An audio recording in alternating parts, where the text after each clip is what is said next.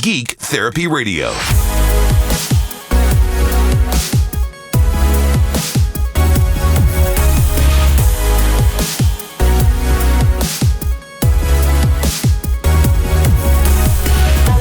Welcome to Geek Therapy Radio. I am your mental curator, Johnny Hemberger, and I am a very stoked bloke today because I am in the studios, or I guess you could call it Hendy Amps Studios, with Chris Henderson himself. And so much magic is literally made with the bare hands in this studio. I can't wait to get into it. Chris, how are you doing? Doing okay, man. Glad to be here. Awesome. Well, glad for you to be here. Glad for me to be here. I mean, I suppose if you built all this, you'd be glad to be here yourself every day. Yes, so very much so. You got the soldering table going on, just the workbench over there with the Astros game on as of recording right now. Yes. But that's not what people tuned in to hear about. You can go to the sports station for that. Okay, so what is your role here at Hendy Amps? What is your title? Owner, do everything, answer the phones, reply to emails, solder everything, design everything, turn amps up to 11 and see if I can, make everyone yell at me that, hey, turn it down. Yeah. Record, mix, master, anything that happens, I pretty much am here doing it. Building the actual things that you're recording with. Yes. So microphone, preamps, compressors of all different sorts and natures. EQs, guitar amps, everything like that. So where did that okay, we're all geeks about something. That's a motto of the show, is that Geek Therapy Radio is all about, we're all geeks about something, embrace your inner geek. When did you first realize that you were a geek about electronics, and when you embraced that actual path? Electronics started to click with me when I was in high school. I figured out I was a lousy student in high school, and thankfully my school had a what's called a career center, and so you could go there and study auto mechanics. You could study film, you could study electronics, whatever. Well, I decided on a whim I was going to do electronics. I didn't know anything about it. I thought it'd be kind of fun, so I went and studied electronics and blew up a bunch of capacitors and figured out, hey, I can do this. This is a piece of cake. Right. After the 100th blown cap, I figured I was pretty good at this. Yeah, I was quite proficient. Or at least I'm interested enough. Yeah. So what was the first thing you built in high school? Well, it took me most of the year to complete, but I told the teacher, I was like, hey, what I really want to do is, I got some subs. I don't have an amp. I don't have any money. I don't have a job. Mm-hmm. I'd really like to build an amp, like a 1,000-watt amp or something that could power these subs. And he said, hey, man, I'll go find a schematic for you. And, well, he found a schematic, and I, put in the work, and just every single day worked as hard as I could for, a long time. Mm-hmm. And finally, when I finished, I turned it on, and, the audio that went in was the same volume as the audio that goes out, which is not how an amp's supposed to work. But it did pass audio, and I went storming up to him and said, what is this? I wanted an amp, and it doesn't do anything. He goes, oh my gosh, it passes audio? You actually were able to do that? Yeah. You followed the schematic? And I said, I thought it was going to work. He goes, I didn't know it was going to work. I just found it. I have no idea. It'd be like Rembrandt painting a beautiful river or something like that for the first time in his little art class. And the teacher's like, are you kidding me? This is friggin' amazing, your first time out. But anyways. So from there, it went dormant for a while. I've done music my whole life. So growing up, I played piano, played bass guitar in a bunch of rock bands all through Houston, just all the clubs in Houston we used to play all the time.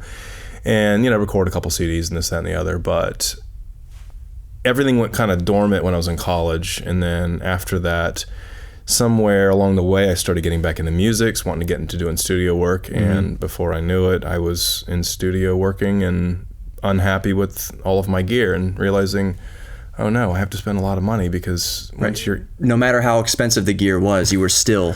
Yeah, there was a tone in my head. My wife says I have a disorder, and I think she's probably right, where it's like, I have this tone in my head, and I can't not have it in my head, and I have to find a solution to make the sound in my head come out of the speakers that I'm listening to. And I just, even when I started getting all of the high-end gear, stuff that world-class everything, it wasn't matching what I was hearing. It wasn't matching the kind of precision and just beauty that I wanted to hear in music that made me excited. You weren't hearing the cut like as an artist wishing there's a new color. It's not, the orange is not quite my picture of orange, so it's kind of like audio. Yeah, so like I'm recording a drum set, and it's like, I'm supposed to be inspired by this. I have all the right mics, all the right pre's, all the right everything. Yeah. Why am I not inspired by this? And so what ended up happening is I just went kind of on this mission where I decided, all right, I'm going to have to figure this out myself. I have an electronics background, might as well use it. And so I went and just taught myself all the tube technology from, start from scratch, but early 1900s, and just move on up. And I never made it really past 40s and 50s, because that's where I kind of felt the golden sound was in a lot of ways. All the warmth. Yeah, it's really interesting because a lot of people have misunderstandings about how tubes sound. People often think that tubes have kind of like this really woolly, dark, warm sound. They don't. Right. Not unless you want them to, and you specifically, create them to do that. They're lightning fast, full frequency spectrum. They are just gorgeous tubes, and I can make them sound just as precise and detailed as any solid state as you can imagine. I can make them sound super overdriven and colored and everything else too. They're just so fun to play with. They're so interactive. It's almost like you're working with a living being. Right. Which can be maddening when that living being has a bad day, right? Yeah, or tries to kill you by sending 1,000 volts through your veins or something. It is, yeah. How many times does that happen? 1,000 never, thankfully. Yeah. 450. Enough. Yeah. See double, for a while. To knock you off your chair a little bit. I've had exit wounds. So like you touch the chassis. In fact, there's a rule. If you're ever going to mess with high voltage, put an arm behind your back and use like chopsticks or something wooden that's not going to, shock you. And I've accidentally touched something and it's arced through my hand and exited through my thumb because it was touching the chassis. So I touched it and touched the chassis. I didn't realize what I was touching. And I had a big old black spot right there on my thumb, and it was just one of those, like, I'm out. I'm tapping out for the next 48 hours. Oh, geez. Yeah, so it's dangerous, but it's so rewarding too. Yeah. I mean, I guess it's kind of like when you're training a puppy, and the puppy nips you, draws a little blood, but that's part of the blood. It's literal blood, sweat, and tears, and a bit of electricity going into what you're doing. Yeah, I mean, you're I was going to make some sort of Thor reference, but yeah, blood, sweat, tears, electricity. Is pretty good though. So that is true. So with the last couple minutes of this segment here, what was the first, besides the amplifier, what was the first official Hendy Amps product that you built? But you said this is good enough to sell. Besides, what did you say? What is the first preamp or whatever that you built to sell? Like, what was the first product you offered? Amp. It was a guitar amp. It was a little guitar amp that was about 10 watts, and the design hasn't changed since that day because it was like I just nailed it. It's not. I didn't nail it mathematically. Mathematically, it looks kind of funky. Like there's just some weirdness to how I designed it, because primarily the way I design is anybody can walk into a room, crank up an amp and say, wow, that sounds great. Well, my ears are compressing, so it sounds good. And then, now they're bleeding. And so, all legitimate thought is gone at that point. It just sounds great. All right, let's stop. Yeah. Not a good way to tune amps. But what I do is I always mic them up in a studio, get it how it's set up with the most industry standard layout, like a Vintage 30 speaker with the SM57 microphone on it in the right sweet spot. Right. And I tuned the amp at a volume that I can hear all of the details from, because so many times you get in the room and it's like, gosh, this sounds great. It's moving my chest. Like, yeah. And then you mic it up and it's like, God, it sounds like crap. Right. What was I thinking? Yeah. And so everything that I have done has been tuned through speakers, mastering grade speakers, to make sure that what I'm hearing is exactly what I'm supposed to be hearing. Because how often do you go to some sort of a big venue or hearing on the radio or whatever else, and you're thinking to yourself, gosh, that amp sounds great in that room. Yeah. Must be the speaker's not mic'd up. Right. Oh, no, wait. They're always mic'd up. Right. Always. Yeah. Nobody ever hears your amp through speakers without a microphone pushing it through the mains. Right. So the last thing I'll mention as we get to the end of this segment here is, it's so true about what you said about guitar amplifiers and the volumes that you're playing and that you're recording, because realistically, you are not going to be playing or recording at 11 all the time. Right. So when you're right, the tone of this guitar amp doesn't sound quite right. Well, that's because it's not been tuned for whatever realistic, real world volume you're going to use it at. Yeah. So yeah, I have a guitar, the PB Trans Bandit 112 is coming to mind. And I used to think that guitar cabinet, and many other people thought that guitar combo was garbage, Turns out you got to put it at 75%, and then it sounds amazing for what it is. But 75%, that's not a practice volume. That's not really. It's not even a live volume. Right. You don't want to be really pushing it that hard all the time. Of course, my power supply in it is shot. I need to figure out what's going on there. I could talk about that more at length. More Geek Therapy Radio coming up. We'll be back just in a moment with Chris Henderson of Hendy Amps. Don't go anywhere.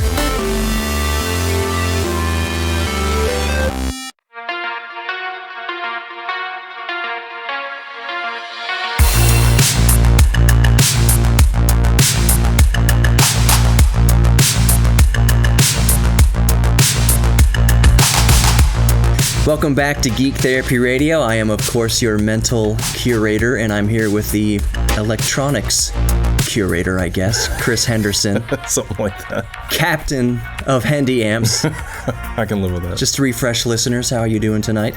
Doing great. Are you having fun so far? Yeah, man. Absolutely. Just let the listeners know, and those watching on YouTube know, when we turn off the cameras, that's not going to be the end of our conversation. I know we're going to keep talking. It's kind of late right now, so we'll try to wrap it up, but Chris is one of those people that I can just gab with about electronics and music for hours and hours and hours on end, which is why I thought he'd be a natural guest for Geek Therapy Radio. Also, what he does is awesome.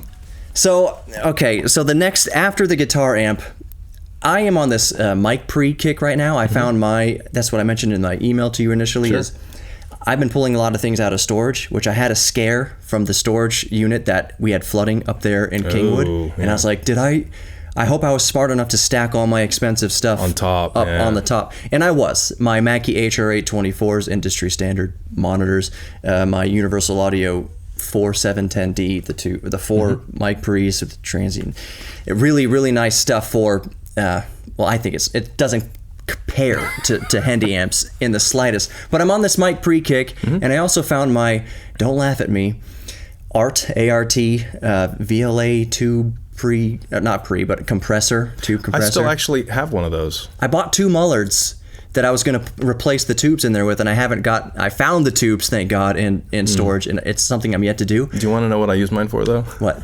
So when I'm working, I have a TV going with like Netflix or something, so I use it as a compressor to keep the volume at the same level. You level your freaking Netflix movies with it. Okay. I have a disease, I'm sorry. No, see, as soon as I upgrade my tube compressor, of course I'm going to relegate the ART, which I $200 or $300, something like. It's nothing to sneeze. I mean, it's respectable for what it does. I think it sounds really good for what it is and how much it costs. I found it for live audio. It's one of the best vocal and acoustic guitar compressors that money can buy for a live audio. Well, okay, if you move into like the multi-$1,000 units, obviously, right. But something that you're willing to drag around to different venues and get beat up and whatever else, they will, in my opinion, kill any other compressor within a reasonable price range for live audio, for vocals and acoustic. Yeah. So, needless to say, I'm on this kick, and that is why I reached out to you. I said, man, I know Chris builds all these things. Tell me about your favorite. We'll start with mic pre's. What's your favorite mic pre that you've built? That I built? Yeah. Yes. What was the first one that you built? Was it, what I want to say The first one was called Rembrandt. Rembrandt, okay. So, just so everyone understands kind of my thing, one of my majors in college was art. I like to paint. And never was really good at it, but I could splatter paint with the best of them, you know? And but I always had an appreciation for the stuff I couldn't do with a paintbrush. And so when I was coming up with all of the different studio gear that I was going to make, I wanted to have a theme. Yeah. And I've always thought of music and gear as like paintbrushes and different things that you're going to be doing, and I wanted each piece of gear to be summed up by a famous artist that I respected for whatever the reason was, and try and pair them up with the kind of style of piece of gear that I was going with. So the first thing I built was a 2-channel preamp called Rembrandt, because Rembrandt was one of my favorites. He just has this kind of this impressionistic, well, obviously, but kind of Dutch, right? Yeah, just this kind of presentation that is larger than life. It's you feel like you're there. You feel like you're experiencing what they're experiencing in the painting, which I've never been able to do with a paintbrush, but I respected it, and that's what kind of Rembrandt did for me. Is when you're using it, I don't want to know what does it sound like in front of their mouth when they're singing. I want to know every detail of everything that's coming out when they sing. I want it to dynamically respond with the vocalist. Oh, and by the way, if you have a really nice condenser mic, it'll also pick the kid up down the street five doors down. A mosquito fart. Exactly. Out of the way. Yeah. And so that was the first one that I built and loved it. It was great. So what would you say? It all starts with the power coming into it. So how important is the power supply in the entire chain? Power supply is what's going to dictate how the response of the unit's going to be. So as kind of a just basic understanding of tubes, this is not going to be precise, but it's going to at least give you the impression of kind of what's going on. Right. The higher the voltage, the more headroom typically you're going to get, so the longer it'll go before it distorts. Yeah. As well, it'll be a little bit more dynamically responsive. So a lot of guys will, they'll create tube amps and they'll have like a lower voltage. Usually it's around the 200, 250, 300 range max.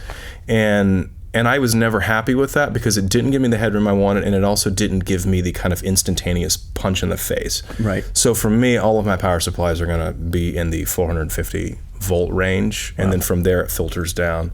I just like what it does to the tubes, man. And when you bias it up right, it just gives you a 3D quality I can't find anywhere else. So this is a perfect place to interject this little tidbit of information. When you go and buy, let's say, I don't want to besmirch all of Behringer's products. They make some good products. They're way better than they were even 10 years ago. But I'm just saying, if you go buy a $50 or whatever, $100 Behringer tube mic pre, that glow is, it's not the tube glowing. It is a little LED or incandescent behind the tube, because that tube, you could probably answer this better than I can. That tube is running under 100 volts. It's called cold bias, so it's usually 12 volts.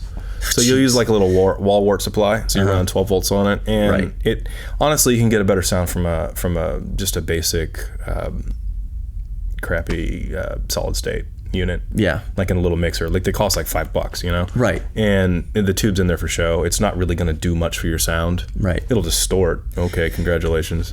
That's true. See, that's one thing about recording. We'll get back to the gear in a moment, but recording engineering and mixing and everything like that. There is some stuff that's by the book, really, but really almost none of it is. So if the analogy that I use is, if you want to put a short SM57 in a Ziploc bag inside of a coffee can and throw it underwater and start yelling underwater, and that gives you the sound that you want, that is not in any textbook. Yeah. So one of my favorite bands actually took a microphone, and in the song it was kind of like this dirge sort of thing. It's a band called Thrice. And at the end of this whole 4-sequence album that they did, they wanted to simulate kind of like being buried into the earth and finally resting. Yeah. And what they did is they took a microphone, and as they're all singing around it, they're actually dumping dirt onto the microphone, and you can hear it. That's awesome. It was amazing. That is so cool.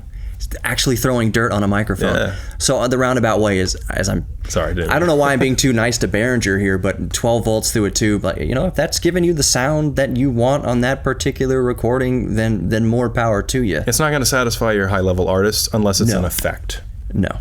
Yeah. And it's absolutely what's called a destructive edit. There's no way you're going to go back and make that tube sound much better. That's the thing I actually found with most of the gear. The part of the reason that I got into it is because, so for instance, with mic pre's, everyone thinks, okay, well, I can simulate this and simulate that and simulate that, or I can buy this microphone with this preamplifier that's, quote, clean, right? And then I can have an emulator that'll emulate an API pre, or emulate this or emulate that. The problem is that you screwed it up at the very beginning, so you can't create something that was not captured. Exactly. A clean mic pre, I would argue, is actually a colored mic pre, because usually you equate clean with sterile. Right. But sounds that you want to record are never sterile. Right. So why is it sterile? Well, it's because, I could go through the technicalities of it, but the end result is they're using techniques that I think sound awful, that cause the sound to be flat across the frequency spectrum. So if you have dominant frequencies, it's like, let's tame that a little bit. Right. Well, the net result is everything sounds the same. It sounds like awful. Yeah. And everything else, like all the characteristics, the dynamic response is just crushed.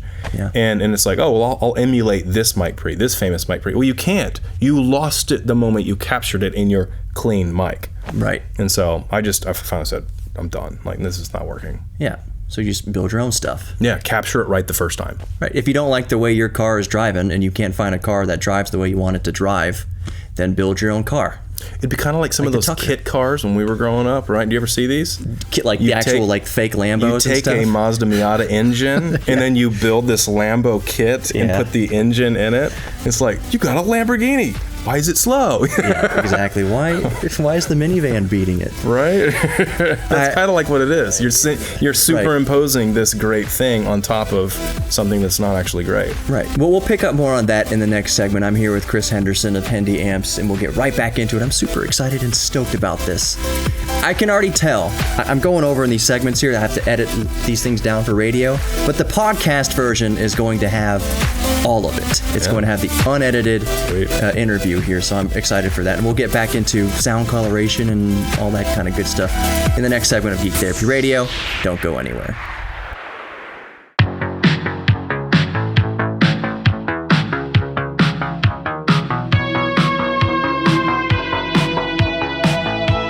Welcome back to Geek Therapy Radio. I, as always, am your mental curator. I hope you're enjoying the conversation thus far with Chris Henderson, Captain. I'm going to call you the Captain. You do whatever you want, man. Of Hendy Amps. We're just having an awesome geeky conversation here. So we left off the last segment with sound coloration and destructive edits, meaning that anything you record to, I wanted to say tape. No one's you mostly can say tape and that's fine. You know what I mean. I still use. I found my own old Tascam 688. Nice. It's a regular cassette tape, but it crams 8 individual tracks onto cassette tape. Wow. It runs very fast. Yeah, it's those big things that rotate. For anyone who doesn't know what tape is, and you'll get hiss. Yeah. But you'll also get this kind of saturation that everybody still kind of loves. Right. So I've got my 688, which is 8 of those tracks, but not on half-inch of tape, just on the normal high bias little cassette tape. What is it? An 1/4 inch tape? Oh, yes. Inch? Yeah. Yeah, it's not a reel-to-reel. You know what's fascinating about all of that stuff? Tons of things. Yeah. So the thing that we find out as we get more and more advanced and everything just gets better and better and more optimized and smaller is that nobody actually likes the sound of all that stuff. Yeah. All they like are the most inefficient things ever made. Yeah. Tape is one of the most inefficient ways to capture any sound. Yeah. Tubes are some of the most inefficient things in the world. Did you realize that over 90% of all of the energy used up by a tube is gone with heat? Yeah. Just it's heat in your room. But the thing is that that's what we love. That's what the sound we crave is, because it adds this kind of harmonic content that you just can't get from all the solid state gear. So for all of our advancements, it's worse and worse and worse. And that's why I still have a business, because I was trying to go with the newest stuff, the best stuff, and I was like, why am I missing everything? Now, turns out everybody else is asking the question too. Right. We're getting into audiophile territory here. It's one reason why people like records. I understand the argument, and I make the argument myself about how, if done properly, a vinyl record is the purest way to listen to recorded music. I mean, you can argue the same for tape. It's capturing the complete sound wave and everything like that. Not chopping it up. Exactly. Digital quantization, all that good stuff.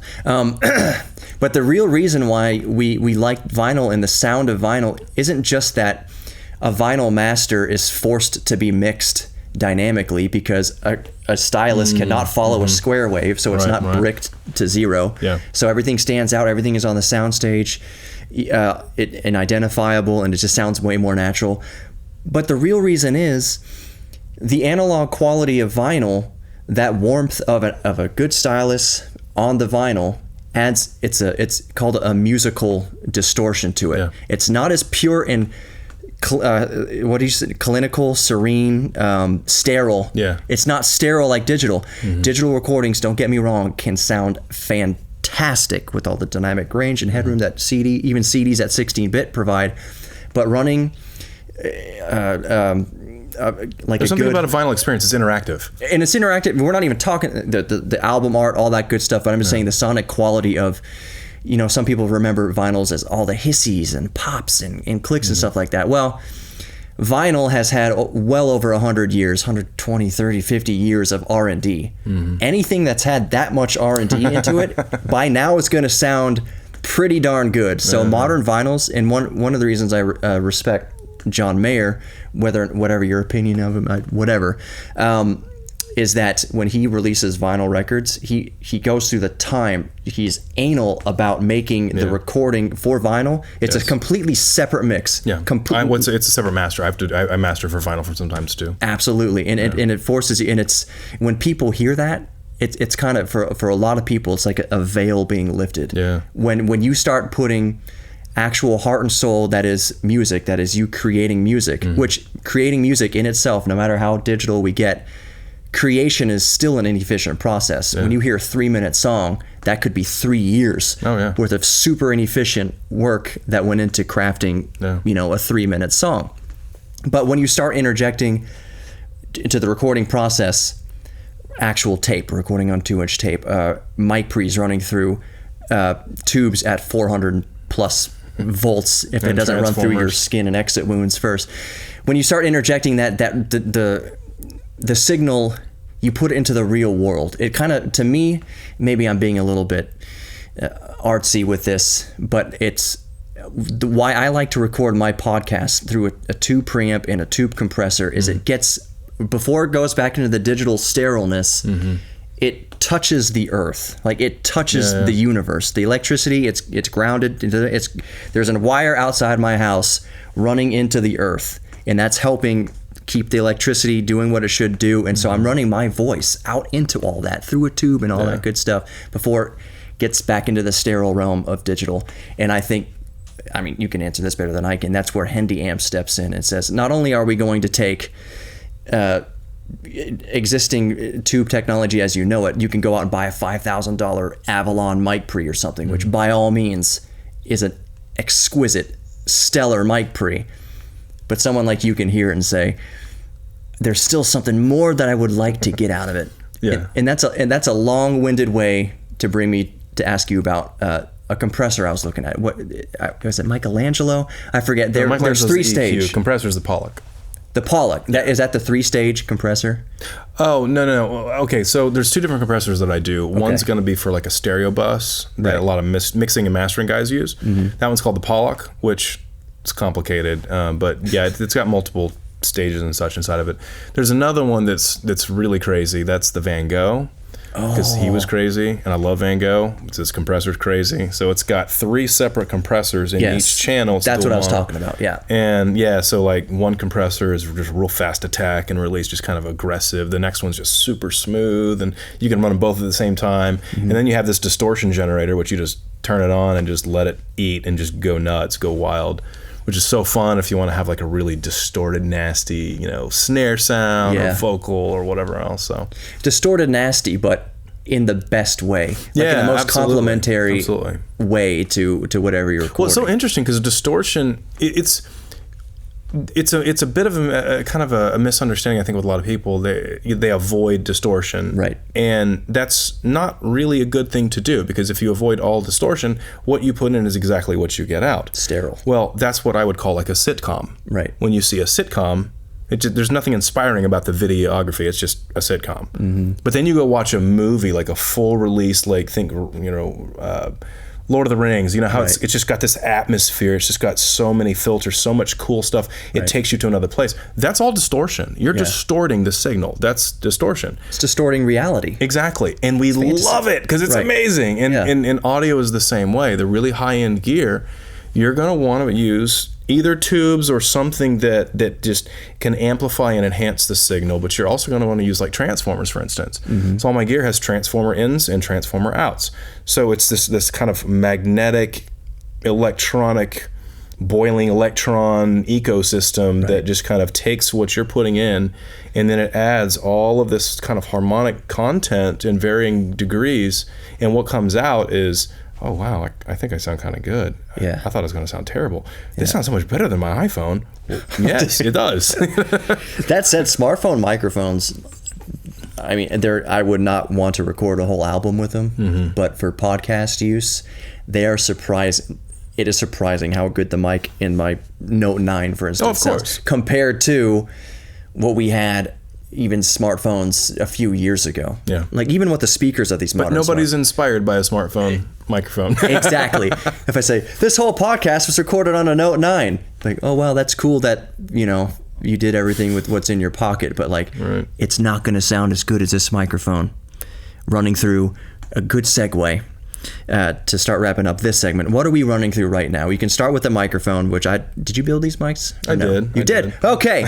What's the signal chain? What's the path I don't actually happening? really sell mics. I mean, some people have asked me to kind of make some, but yeah, these are 2 solid state microphones that I use for a lot of voiceover work. I also use it for drum overheads. If you were to compare them, they have a C12 capsule, which is from a C12 type microphone. A lot of different microphones will use it.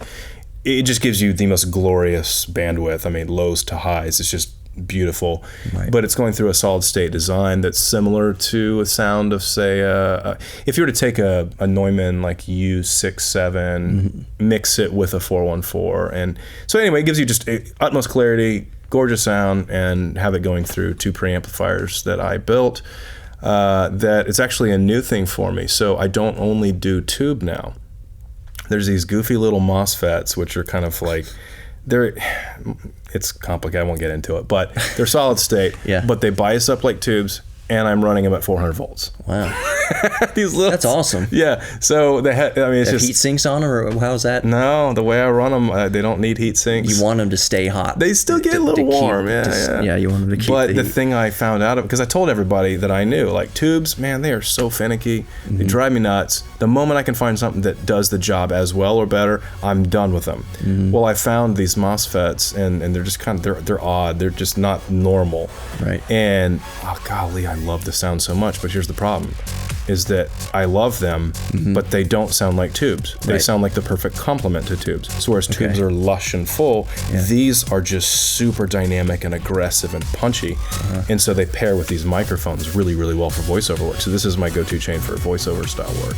Are we going through any compression right now? Or am I adding no, not later? right now. You'll edit that in later. If you want to run it through a Pollock or something, you can. Or EQ, if you want to run it through that, that's fine too. So. You'd have to let me borrow a Pollock, but we'll discuss that off camera.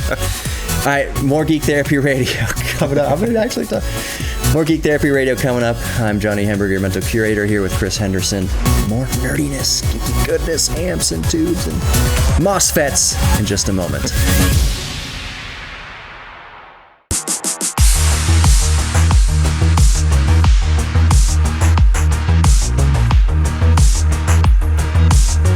Welcome back to Geek Therapy Radio. I am your mental curator, Johnny Hemberger. Why do I keep repeating that if you're just watching this on YouTube? It's because this is also going to broadcast on the radio, and unbeknownst to you, there's been 3 or 4 minutes of commercials on the radio, so somebody just tuning in. All right, that's enough behind the scenes of radio. I'm here with Chris Henderson. My listeners already know that on Geek Therapy Radio, my mind will... I don't have any problem. I like taking people behind the scenes to see what's kind of going on. So I'm being transparent. Because I think it's fun. Yeah, that's what we love you for. Right. So I would like to know if, for instance, if you're listening to, I was going to say Don Imus. He hasn't been on the radio for a long time. But if more podcasters, I love the Adam Carolla podcast. I don't know if you've listened to Adam Carolla, but anyways, if more podcasters would kind of let people in behind the curtain. Sure. Yeah. I know it's not right to break the fourth wall all the time, but I'm a nerd about what's going on behind the fourth wall. The people in your audience, they're actually, I would imagine, interested in a lot. Yes. I mean, I know I am. The audience, exactly. Yeah. The audience that listen to a show and they stay, my faithful audience, they know what I'm about, and they dig it. So I hope more people are digging it, which they are. My numbers are all right for the radio. Absolutely. YouTube channel is growing. YouTube is an entirely different. It's a whole different beast. Different beast. Yeah. You put so much effort into something like, all right, this is going to get 50,000 views, no problem. Like 24. It's called clickbait. Yeah. Learn to do clickbait. and then you do something like you have, like nothing I do is really, I'll just curse here, half-assed, but like I'll do a subject that I don't think it's not the most interesting thing in the world to me. For instance, I did a video recently about things to consider before buying the Samsung Galaxy Tab S6. And it was just basically, it's an awesome device. Absolutely. It's the best Android tablet available today. I was just making, the consideration was that if you are heavily invested into the Apple ecosystem, let's say you've got Macs and you've got iPhones and everything like that, you might want to consider that the iPad Pro in roughly the same kind of ballpark of price, even though it's more expensive than the Tab S6. But if you keep things in the ecosystem, you'll have an easier experience because everything will kind of mesh together versus having a bunch of Apple products and then having a Samsung product.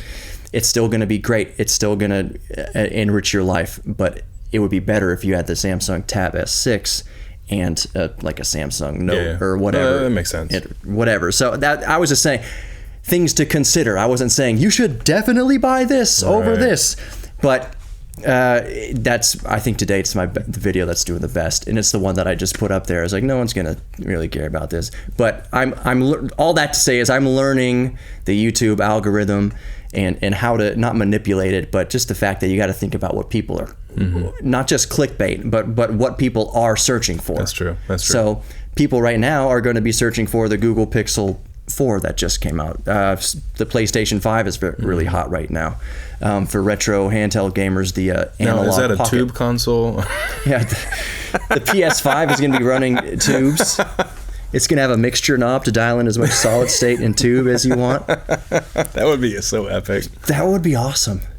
You know what you could do though, since you're using your ART tube compressor to run your Netflix through. Why can't you put your audio? You can have your ADAT going out of your. They don't call it ADAT on the back of your optical out. ADAT is a studio term for the same thing. ADAT going out to an amplifier or whatever, do the inserts and have the PS5 running. Believe it or not, I actually build a lot of EQs for a hi-fi company. Cool. Yeah, they love the Michelangelo, the EQ that I build for mixing and mastering engineers. They loved it so much because it was real simple to use, and all these hi-fi guys that are saying, I want pristine sound. The way it was described to me was, so we get them set up with this massive system. I mean, we're talking like $100,000 system. Right. Your pre and this and that, your record player with your TV, and everything's perfect.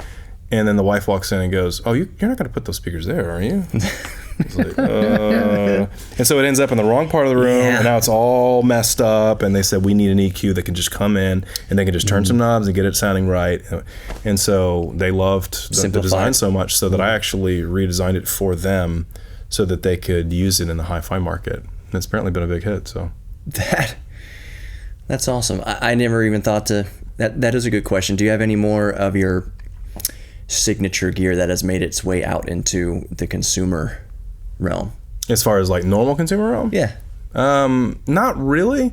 Although the whole experience with, watching this or watching that, so everybody loves to have their movies playing with the full dynamic range right up until they have kids and the kids are upstairs and the wife is like, turn it down, that's too loud. And you're like, but I can't hear them talking because it's real quiet and then it's really loud, which plays well in the movie theater, right? Right, exactly. Well, wouldn't it be nice to have just a little device that's HDMI in, HDMI out, and it just kind of levels it for you and you just have one knob, and the more you turn it up, the more flat it gets. Right.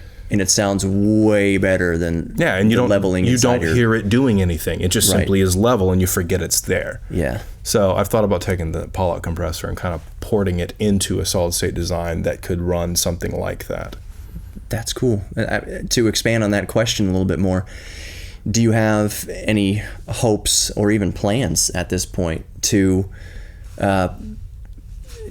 design and develop a prototype for a mass marketable device, something that sells in Guitar Center, something that you'll find on Amazon? That's kind of, I'll let you explain. I have a feeling that I know what you're going to say, but I'll let you explain it, of course. If I do, it would be something like that. Something that you could just get at mass market, mass produced, whatever else. I've had a lot of companies inquire over the years from across Europe to America to wherever, asking to retail my products. But I've always turned them down, with the exception of two. One is in Germany and the other one's in Britain. And the reason is because I need some people to be able to deal with some issues over there if there are any problems or interfacing or talking with people. Right. So I've worked with them, but the way in which they run it is they usually want to have, a 40% markup. And I've always hated the idea of being disconnected from the people that I would be building gear for. Right. Part of the reason I love this so much is I get to interact with people. I get to talk with people and say, okay, hold on, I hear what you're saying. You think you need this. But everything that you're actually telling me says you need something a little different. Right. So I tell you what I'm going to do. I'm going to run an idea past you. What if I did this, this, this, this? And that, instead of what you were thinking of, how does that sound? And inevitably it's, oh my gosh, I didn't even think about that. And it's like, I know. Right. I love working with people, and I love solving your problems without actually letting you experience a whole bunch of failures in trying to solve that problem. Right. In other words, can I make your life easier than life was for me? Right. Exactly. Which is a good position to be in. It's a good angle of attack, I believe. Also, I don't think it would be a stretch to think that when you, let's say you develop a mass marketable mic preamp, it might grate on you. It might grate on you that you don't have you can't be daddy to all of them, the quality control issues, which to say, because people will write bad reviews before they write good reviews. Mm-hmm. So let's say you designed the perfect preamp, it sounds awesome, but every single unit can't be perfect. There's imperfections in the manufacturing process. Would it weigh on you that 1 out of 1,000 or 1 out of 10,000 people would get something that it wasn't your vision? Yes and no. I mean, if I did something like that, it would be clearly understood as, here is the, mass market consumable sort of line.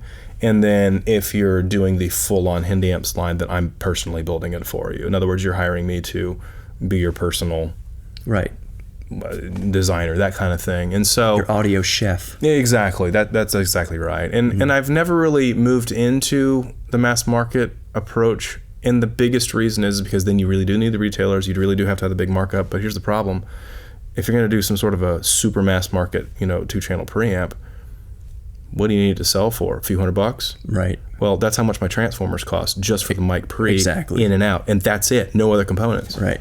Most of those mic pre's that you're going to buy for a couple $100, they cost about $15 to make. Yeah. I mean, this is the lowest quality stuff you can possibly imagine. That's not something you would want your name on, really. Not really. And so I've kind of hit this wall of, how do I still make it really great quality at a low price point that everybody can get? Yeah. And then have the 40% markup that everyone's going to want in the retail. It's just, I've not been able to solve that puzzle, and I've not really been all that interested in doing so. I've had a wait list for 4 years straight. I mean, it's usually you order something and it's about a month or 4 before I can get it to you. Right. So you're in a good position. You don't need to go onto Shark Tank, right, and be like, hey, you want 50% cut to put out? I made an active choice to not take loans out. I wanted to do all of this with my own cash, whatever I could do, and just build it one piece at a time. And I wanted ultimate quality control. I wanted to make sure that if someone has a problem, they're talking to me personally to solve it. Yeah. And if that means that not everybody and their dog can have Hendy gear because they're not willing to wait for it, that's okay. I'm okay with that. Right. There's plenty of other gear that may suit your fancy, and that's cool. Yeah. But this is just something different. This is me and you, and that's it. So one final question before we wrap it up here. Have you ever experimented with, okay, you said the transformer could cost $200, whatever. Have you ever experimented with, okay, I'll use the $15 worth of components that other people have available and see what I can extract out of those cheaper off-the-shelf things? How good could you make it? Not that you would ever, this is purely just to geek out and to tinker. Not that you would ever actually put it out, but just see, okay, this $50 Behringer mic pre sounds like this. What if I take it all apart, maybe add a few pennies here or there to the chain to see what I can extract out of these existing components? Can I even make it sound better if I change the transform a little bit? If I set a budget, $100 all in on parts, how good can I make that sound? Have you ever experimented? $100? I don't know what the actual figure is going to be, but at that point you have to buy like 10,000 units. I mean, in order to get it down that low, you're going to have to do massive volume at that point. You'll have to use lowest quality equipment. And could I theoretically improve on the design? Like, have I improved on the design in some nasty looking piece of gear with that? Yes, I can. Okay.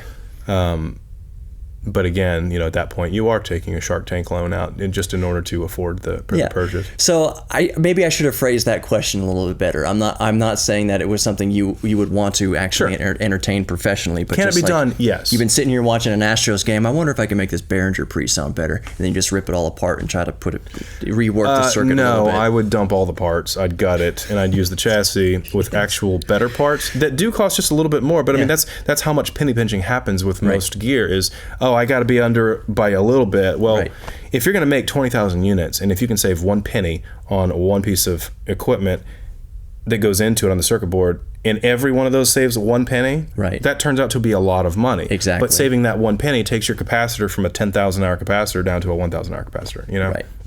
And so it just, I would not be able to meet the margins in a massive sense compared to Behringer, but for a little bit more, yeah, you could make it sound better. But it's just something fun to tinker But with. again, most engineers in audio engineering, they design, I'm not trying to like out anybody, but most of them either choose a design that was already made back in the 60s or whatnot that they think sounds cool, and they just make it because they're electrical engineers and they're not audio engineers. Or if they are in some sort of audio engineering, a lot of times what happens is that they will look at the tried and true methodology. Well, this is industry standard. And the one thing I know about industry standard is if you're always following industry standard, you're never innovating and you're never actually doing something interesting. That's so true. And I think we'll wrap it up there. Chris, where can people go and find out more about Hendy Amps? That's called a plug. It's www.hendyamps.com, HendyAmps.com. HENDY. I hope I've been saying Hendy. You're good. I mispronounced things. Earlier today, I said there's a lot of cheap Japanese products that came out. What I meant was Chinese products, because usually Japanese products tend to be... They're typically a little bit better, yeah. A little bit better. So anyways, Chris, thank you so much. I'm going to redo that without me scratching my ear. Chris, thank you so much for coming on Geek Therapy Radio. I'll leave that audio in. I'm just going to cut that video out. Thank you for coming. So I'll be on the video looking at you. You guys are like, what the hell's going on? It's a big old piece of earwax. Yeah. Chris, thank you so much for coming on Geek Therapy Radio this week. That's my pleasure, man. Absolutely. Love it. We'll do it again sometime.